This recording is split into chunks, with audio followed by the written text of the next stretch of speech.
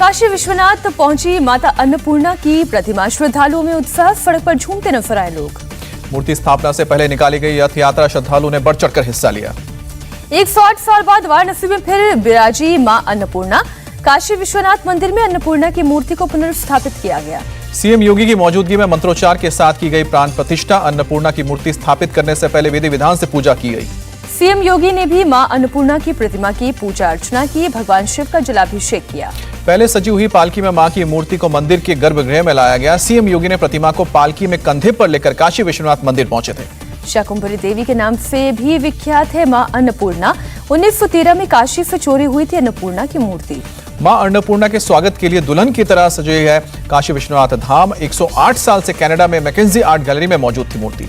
स्वतंत्रता सेनानी बिरसा मुंडा की जयंती, पीएम मोदी ने रांची में बिरसा मुंडा म्यूजियम का किया उद्घाटन। कहा, आज से हर साल 15 नवंबर को मनाया जाएगा जनजातीय गौरव दिवस। पीएम मोदी ने कहा कि बिरसा मुंडा की जयंती अब जनजातीय गौरव दिवस होगा। आदिवासी म्यूजियम में सभी जनजातीय नायकों की रखी जाएगी प्रतिमाएं। प्रधानमंत्री बोले, झारखंड में पहला आदिवासी म्यूजियम बना। बिरसा मुंडा की जेल हमारे लिए तीर्थ स्थल की तरह। पीएम ने कहा कि बिरसा मुंडा बदलावों की वकालत करते थे, आधुनिक शिक्षा के पक्षधर थे, समाज की कुरीतियों के खिलाफ बोलने का साहस दिखाया। पीएम ने कहा, भगवान बिरसा जानते थे प्राचीन पहचान और प्रकृति से छेड़छाड़ कर समाज का कल्याण संभव नहीं। आज भोपाल दौरे पर जाएंगे प्रधानमंत्री मोदी। जनजातीय गौरव दिवस महासम्मेलन में हिस्सा लेंगे।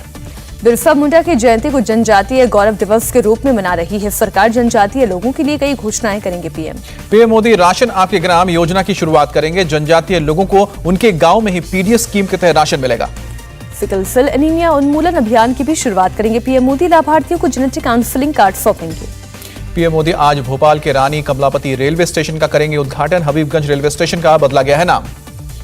देश का पहला वर्ल्ड क्लास रेलवे स्टेशन है Rani Kamlapati railway station. International airport की सभी सुविधाएं उपलब्ध हैं। आदिवासी वेशभूषा में डांस करते दिखे एमपी के सीएम शिवराज सिंह चौहान। 15 नवंबर को मनाया जा रहा है जनजातीय गौरव दिवस। प्रदूषण पर दिल्ली सरकार का सुप्रीम कोर्ट में हलफनामा। कहा, दिल्ली में संपूर्ण लॉकडाउन के लिए तैयार। लॉकडाउन के कारण कम होगा प्रदूषण। दिल्ली सरकार ने कहा कि लॉकडाउन का फायदा तभी होगा जब आसपास के राज्यों में भी लगे लॉकडाउन। मणिशंकर अय्यर के मुगलों की तारीफ वाले बयान पर हुआ विवाद। कहा, मुगल शासन में कभी जोर जबरदस्ती धर्म परिवर्तन नहीं करवाया गया। मणिशंकर अय्यर ने बीजेपी पर जमकर हमला बोला। कहा कि सत्ता में बैठे लोगों को सिर्फ देश के 80% लोगों की चिंता। कांग्रेसी का मणिशंकर अय्यर का केंद्र की मोदी सरकार पर वार। कहा, सत्ता में बैठे कुछ लोग केवल हिंदुत्व को मानते हैं। अय्यर बोले, मुसलमानों ने नहीं कराया है किसी का धर्म परिवर्तन। अगर ऐसा होता तो मुसलमानों का आंकड़ा देश में कुछ और होता। कार्यकर्ता सम्मेलन में यूपी बीजेपी अध्यक्ष स्वतंत्र देव सिंह का बड़ा बयान। कहा, जाति और धर्म के नाम पर नहीं मिलता वोट, राष्ट्रवाद के नाम पर पड़ता है वोट। स्वतंत्र देव सिंह ने कार्यकर्ताओं से की अपील। कहा कि आसपास के दलितों के घर पर चाय पीजिए, उन्हें बीजेपी की विचारधारा के बारे में बताइए। योगी सरकार के मंत्री नंद कुमार नंदी ने समाजवादी पार्टी पर किया हमला। कहा, सपा के शासन में व्यापारी वर्ग के लोग रहते थे परेशान। योगी राज में डर से भाग रहे हैं गैंगस्टर। नंद कुमार नंदी का अखिलेश यादव पर तंज। कहा कि जिन्ना को महान बताने वालों का बिगड़ा मानसिक संतुलन। वोट बैंक के लालच में ओसामा बिन लादेन को भी बता सकते हैं स्वतंत्रता सेनानी। कांग्रेस महासचिव प्रियंका गांधी आज यूपी के मुरादाबाद जाएंगी। प्रतिज्ञा सम्मेलन लक्ष्य 2022 को करेंगे संबोधित। बुलंदशहर में प्रतिज्ञा सम्मेलन में बोली प्रियंका गांधी, इस बार चुनाव में सभी सीटों पर अपने दम पर कांग्रेस चुनाव लड़ेगी। प्रियंका ने कहा, विधानसभा चुनाव में किसी पार्टी से नहीं होगा गठबंधन, सिर्फ कांग्रेस के कार्यकर्ता को ही चुनाव लड़ने का मिलेगा मौका। अलीगढ़ में असदुद्दीन ओवैसी का अमित शाह पर तंज। कहा कि बिना मुसलमानों का नाम लिया अमित शाह ने क्यों नहीं आती है नींद, हर बात में ले आते हैं मुसलमान। शाह के जैम के जिक्र पर बोले ओवैसी। कहा, अमित शाह किस जैम की बात करें, हम तो टोस्ट में जैम लगाकर खाते हैं। यूपी बीजेपी ने विधानसभा चुनाव में घोषणा पत्र बनाने वाली कमेटी का गठन किया। सुरेश खन्ना को समिति का अध्यक्ष चुना गया। यूपी के पूर्व सीएम अखिलेश यादव आज करेंगे प्रेस कॉन्फ्रेंस। बीजेपी पर बोल सकते हैं हमला। अखिलेश यादव ने यूपी की जनता पर जताया भरोसा। कहा कि बीजेपी को सत्ता से बाहर करेगी। बीजेपी अध्यक्ष जेपी नड्डा आज उत्तराखंड के 2 दिन के दौरे पर जाएंगे। शहीद सम्मान यात्रा में होंगे शामिल। चमोली में एक जनसभा को संबोधित करेंगे जेपी नड्डा। पार्टी के नेताओं के साथ बैठक करेंगे। शिवसेना ने सामना में महाराष्ट्र की हिंसा को बताया साजिश। पूछा, चुनावों से पहले ही क्यों खतरे में आता है हिंदुत्व। सामना में शिवसेना ने पूछा, महाराष्ट्र पर क्यों पड़ रहा है त्रिपुरा की हिंसा का असर। माओवादियों के कंधे पर रखकर कौन चला रहा है बंदूक। मालेगांव हिंसा में महाराष्ट्र का एक पार्षद अयाज गिरफ्तार। व्हाट्सएप से अफवाह फैलाने का आरोप।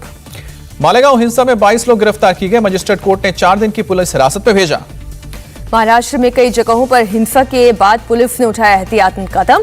4 एडीजी को संवेदनशील जगहों पर किया तैनात। हिंसा के मद्देनजर 20 नवंबर तक पुणे में धारा 144 लागू रहेगी। सोशल मीडिया पर भड़काऊ पोस्ट डालने पर रोक। महाराष्ट्र के नागपुर में धारा 144 लागू, पुलिस कमिश्नर ने एहतियात के तौर पर लिया फैसला। वीएचपी ने रजा एकेडमी पर बैन लगाने की मांग की। मामले को लेकर राज्यपाल भगत सिंह कोश्यारी से भी मिलने की बात कही। ड्रग्स मामले में आज सैम डिसूजा से पूछताछ करेगी एनसीबी एसआईटी की टीम। पहले 2 बार समन भेजने पर भी पेश नहीं हुआ था सैम डिसूजा। आर्यन खान के मामले में सैम डिसूजा ने गोसावी और सईल पर लगाया गंभीर आरोप। शाहरुख के मैनेजर पूजा डडलानी से वसूली का मुख्य साजिशकर्ता बताया। महाराष्ट्र के पूर्व गृह मंत्री अनिल देशमुख की आज खत्म हो रही है ईडी कस्टडी। सेशन कोर्ट में किया जाएगा पेश। पेशी से पहले देशमुख को मेडिकल के लिए जेजे अस्पताल लाया गया। जम्मू कश्मीर के श्रीनगर में आतंकी हमला, गोलीबारी में एक पुलिसकर्मी जख्मी। श्रीनगर के नवाकदर इलाके में रेड करने गई थी पुलिस। आतंकियों की तलाश में सर्च ऑपरेशन जारी। मणिपुर के काकचिंग में उग्रवादियों की बड़ी साजिश नाकाम, 20 ग्रेनेड लॉन्चर बरामद। मणिपुर पुलिस और असम राइफल्स का साझा ऑपरेशन सर्च के दौरान की गई बरामदगी। पंजाब के फिरोजपुर में बीएसएफ की कार्रवाई, 8 पैकेट हेरोइन जब्त की। चांदी की छड़ियों में छिपाई गई थी हेरोइन, धान की फसल से की गई बरामद। गुजरात एटीएस ने जब्त की 600 करोड़ की ड्रग्स, 3 लोगों को गिरफ्तार किया। असम के जोरहाट में शहीद सुमन स्वर्गियारी को दी गई अंतिम विदाई। आतंकी हमले में शहीद हुए थे असम राइफल्स के जवान सुमन स्वर्गियारी। आज राज्य के सीएम और वित्त मंत्री के साथ वर्चुअल बैठक करेंगे निर्मला सीतारमण। निवेश, इंफ्रास्ट्रक्चर और विकास को लेकर चर्चा करेगी। Pan India legal awareness campaign में केंद्रीय मंत्री स्मृति ईरानी ने लिया हिस्सा। स्मृति ईरानी ने कहा कि नागरिकों के अधिकारों को और जिम्मेदारियों के बीच बनाना होगा सही संतुलन। सीजेआई रमन्ना ने कहा न्यायपालिका की सुरक्षा, स्वतंत्रता और अखंडता की रक्षा करना महत्वपूर्ण। पद्म विभूषण शिव हरि बाबा साहेब पुरेंद्र का 99 साल की उम्र में निधन हुआ। पुणे में लिए अंतिम सांस, पीएम मोदी ने संवेदना प्रकट की। बाबा साहेब पुरेंद्रे का राजकीय सम्मान के साथ होगा अंतिम संस्कार। महाराष्ट्र के सीएम उद्धव ठाकरे का ऐलान। जेएनयू में एबीपी और आईसा छात्र संगठन के गुटों में झड़प हुई। कई छात्र घायल। एबीपी के छात्रों ने आईसा के छात्रों पर मीटिंग के दौरान मारपीट करने का आरोप लगाया। घायल छात्रों का एम्स में चल रहा है इलाज। एबीवीपी ने वसंत कुंज पुलिस स्टेशन में शिकायत दर्ज की। मामले की जांच कर रही है पुलिस। देश में कोरोना के 10,000 से ज्यादा नए केस, 24 घंटे में 125 लोगों की मौत। केरल में बीते 24 घंटे में कोरोना के 5,848 नए केस। बीते 24 घंटे में 46 लोगों की मौत। कानपुर में अब तक सामने आए हैं कुल 123 जीका वायरस के केस, 96 अब भी एक्टिव। बिहार एसटीएफ को बड़ी कामयाबी, हनी ट्रैप के मामले में आर्मी के एक जवान को पटना से गिरफ्तार किया। सेना का यह जवान पाकिस्तानी महिला को सेना से जुड़ी अहम जानकारियां शेयर कर रहा था। आईबी की सूचना के बाद गिरफ्तारी।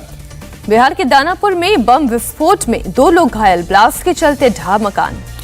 विस्फोटक इतना तगड़ा हुआ कि मकान का ऊपरी हिस्सा उड़ गया और मकान पूरी तरह से ढह गया। पुलिस ने घटनास्थल को अपने कब्जे में लिया। विस्फोट के कारणों का पता लगाने में जुटी। तमिलनाडु के नागापट्टिनम जिले में 2 लोग गिरफ्तार किए गए। वेल एम्बरग्रीस की तस्करी करते पकड़े गए। द्वारका पुलिस ने चलाया हम भी हैं अभियान। महिला कांस्टेबल्स को भी ऑपरेशन में हिस्सा लेने के लिए किया प्रेरित। पुलिस की पहल को मिला शानदार रिस्पॉन्स। वाराणसी में मनाएगी देवउठनी एकादशी। लोगों ने मंदिरों में पूजा अर्चना की। केरल के कई इलाकों में भारी बारिश। एर्नाकुलम, इडुक्की और त्रिशूर के लिए रेड अलर्ट जारी। तिरुवनंतपुरम में लगातार बारिश की वजह से हाल बेहाल। केरल के 6 जिलों के लिए ऑरेंज अलर्ट जारी। मौसम विभाग ने तिरुवनंतपुरम, कोल्लम और कोट्टयम समेत 6 जिलों में भारी बारिश का अनुमान जताया। 16 नवंबर तक केरल में कई जगहों पर तेज बारिश के आसार। मछुआरों को गहरे समंदर में न जाने की सलाह। जम्मू कश्मीर टूरिज्म डिपार्टमेंट ने डांस फेस्टिवल का आयोजन किया। कुपवाड़ा में बड़ी संख्या में पहुंचे लोग। हैदराबाद में स्कूली बच्चों ने गिनीज वर्ल्ड रिकॉर्ड में दर्ज कराया नाम। जूतों की सबसे लंबी कतार। स्कूली बच्चों ने एक साथ 30,107 जोड़ी जूतों को लाइन में लगाकर विश्व रिकॉर्ड बनाया। गुरुग्राम में Mrs India the pride of nation fashion show का आयोजन किया गया। देश भर से अलग अलग प्रोफेशन की महिलाओं ने हिस्सा लिया। ग्रुप ए की प्रतियोगिता में स्नेहल थमके ने मारी बाजी, तो वहीं ग्रुप बी में विजेता बनी स्मिता प्रभु। नेपाल के मुस्तांग इलाके में एवलांच, 11 लोग घायल। 11 घायलों में 7 छात्र शामिल। वेस्टर्न इलाके में आया था एवलांच। इटली के कोस्ट गार्ड ने समुद्र से 300 प्रवासियों को रेस्क्यू किया। तूफान में फंसी थी नाव। सर्बिया में हादसे का शिकार हुई वैन, 2 लोगों की मौत हुई, 19 लोग घायल। अफगानिस्तान में 60% लोगों के सामने खाने का संकट। इस साल के अंत तक और खराब हो सकते हैं हालात। दुबई में एयर शो का आयोजन, प्रदर्शनी में बोइंग और एयरबस का दिखा जलवा। न्यूजीलैंड को 8 विकेट से हराकर ऑस्ट्रेलिया बना टी20 का चैंपियन। पहली बार जीता टी20 वर्ल्ड कप। ऑस्ट्रेलिया ने 6 साल बाद जीता आईसीसी टूर्नामेंट। आखिरी बार 2015 में जीता था वर्ल्ड कप। टॉस हारकर न्यूजीलैंड ने पहले बैटिंग करते हुए 4 विकेट पर 172 रन जोड़े। ऑस्ट्रेलिया ने 2 विकेट खोकर लक्ष्य हासिल किया। ऑस्ट्रेलिया की ओर से मिचेल मार्श ने खेली विस्फोटक पारी, 50 गेंद में 77 रन बनाए। मिचेल मार्श को शानदार प्रदर्शन के लिए मैन ऑफ द मैच चुना गया। फाइनल जीतने के बाद ऑस्ट्रेलिया के कप्तान फिंच ने कहा, हमने हार नहीं मानी और शानदार वापसी की। न्यूजीलैंड के लिए केन विलियमसन ने खेली कप्तानी पारी, 48 गेंद में शानदार 85 रन बनाए।